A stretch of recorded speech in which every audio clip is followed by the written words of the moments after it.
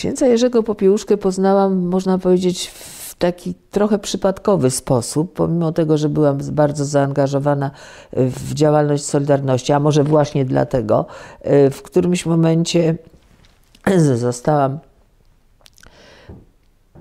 poproszona przez panią Alinę Pieńkowską, która była przewodniczącą, zresztą dziewczyna, która była sygnatariuszką porozumień gdańskich, jako pielęgniarka w Stoczni Gdańskiej, o zajęcie się Bankiem Leków Solidarności i ona uznała, że ksiądz Jerzy to jest może ta osoba, która będzie potrafiła mi wskazać ludzi do współpracy przy okazji tego Banku Leków.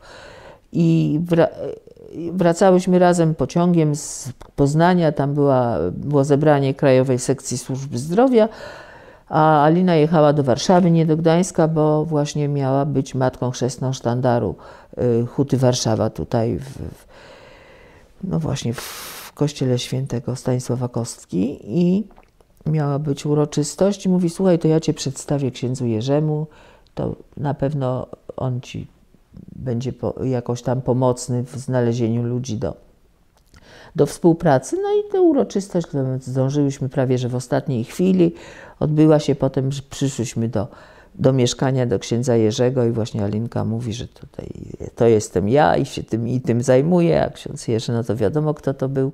Znaczy ja wiem, że wiele osób może powiedzieć, że przyjaźnili się z księdzem Jerzym, bo to naprawdę, bo z nim nie trudno było się nie przyjaźnić.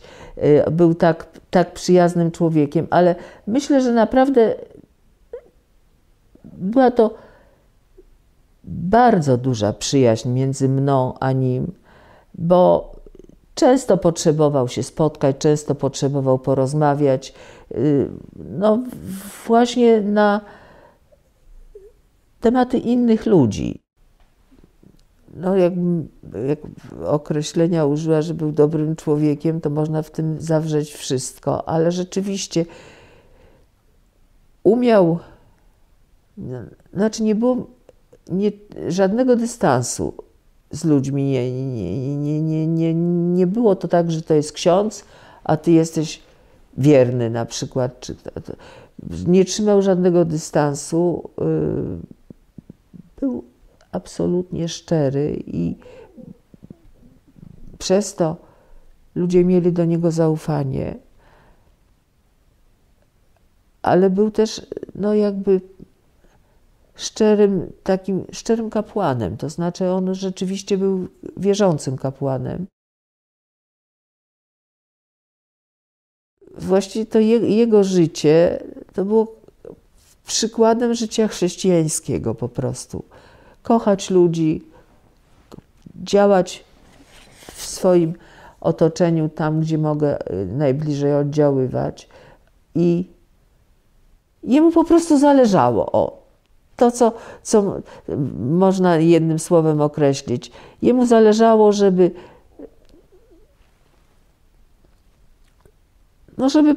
świat, Polska, ludzie byli ukształtowani po Bożemu.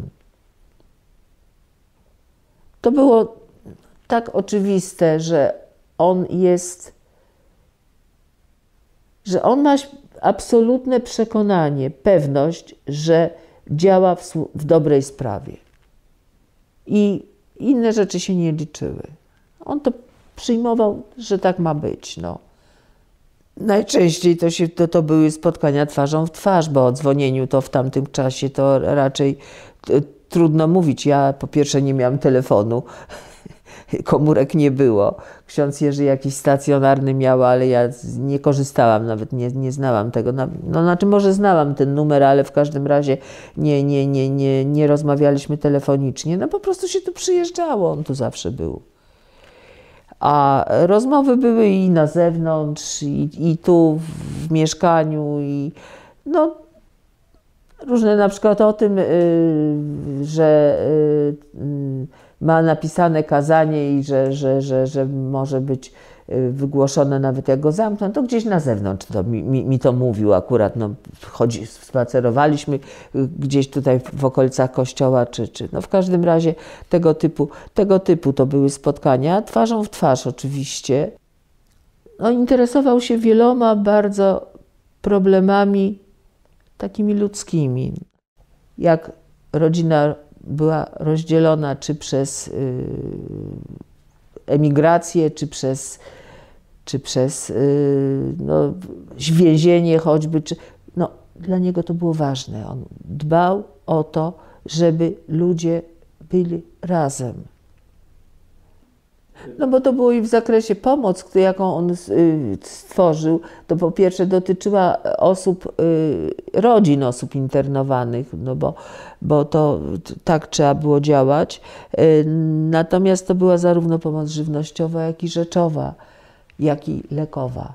Bo przecież wtedy Kościół dostawał sporo. W różnych miejscach można było te leki odbierać, a on przez to, że miał no, kontakty wcześniej z pracownikami służby zdrowia, no, to mógł to przez zaufanych ludzi do szpitali i też, no bo szpitale też wtedy nie miały leków i to kierować.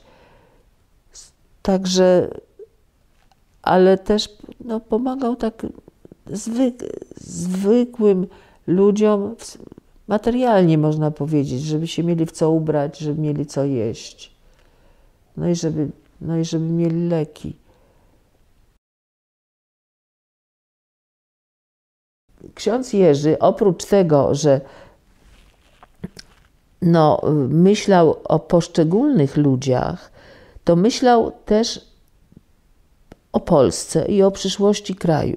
I on zorganizował coś, co no, myśmy nazwali uniwersytetem takim robotniczym, można. No właśnie trudno to określić, co to było. W każdym razie dla bardzo wybranych działaczy Solidarności były szkolenia.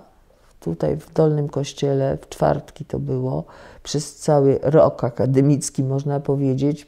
Bardzo skrupulatnie były sprawdzane przepustki, po kilka razy nim się tam weszło.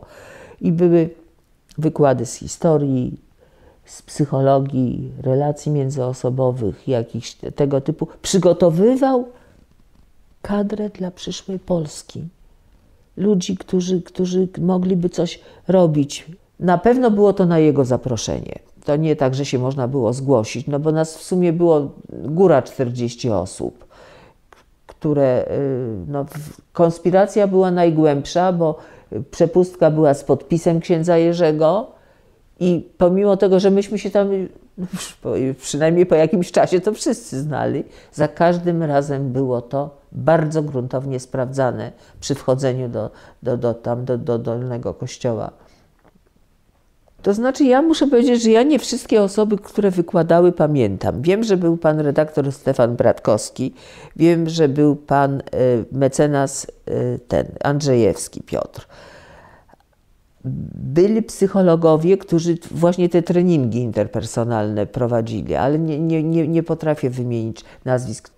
No na pewno i ja na tym skorzystałam, potem byłam urzędnikiem od 90 roku, bo właśnie przeszłam do Urzędu Wojewódzkiego na dyrektora Wydziału Zdrowia prosto od stołu operacyjnego, więc byli to różni ludzie, to niekoniecznie z wyższym wykształceniem ludzie byli uczestnikami tego szkolenia, ale tacy chyba, no ja tak to może po czasie jakimś to oceniam, że księdzu Jerzemu zależało na tym, żeby jakaś wykształcona kadra dla zarządzania w Polsce później była.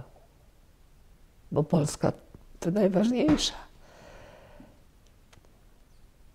I właśnie na zakończenie tego roku, tam wiosną w 1984 roku dostaliśmy taki dyplom, można powiedzieć, taką legitymację z orłem w koronie, Matka Boska Częstochowska, orzeł w koronie i z psalmu Pan da siłę swojemu ludowi i nazwisko osoby. Ja miałam numer 44 i z podpisem księdza Jerzego. I chodziło o to, że jak się październik przyszedł, trzeba było pomyśleć o nowym roku akademickim i przyszłam właśnie do księdza Jerzego po przepustkę na następny rok. I to było 11 października. Oczywiście dostałam tą przepustkę na ten następny okres nauki, do której już nie doszło niestety, ale właśnie ksiądz Jerzy wtedy powiedział, że teraz to będziecie musieli trochę inaczej działać. I mówił właśnie o tworzeniu wspólnot, żeby ludzie znali się w domach, na klatkach schodowych, w zakładach pracy, żeby nie byli anonimowi względem siebie, żeby jakieś więzi się tworzyły i zaufania i żebyśmy tworzyli odnowioną społeczność kraju. I to była moja ostatnia z nim rozmowa, bo zaraz potem był 19 niedługo. Ale zapamiętałam to i traktuję to jako testament Jurka. Po prostu. Żeby tworzyć te wspólnoty. Uśmiechnąć się choćby do kogoś na ulicy, w windzie, żeby było wiadomo, że ludzie są sobie bliscy. Co teraz jest szczególnie ważne.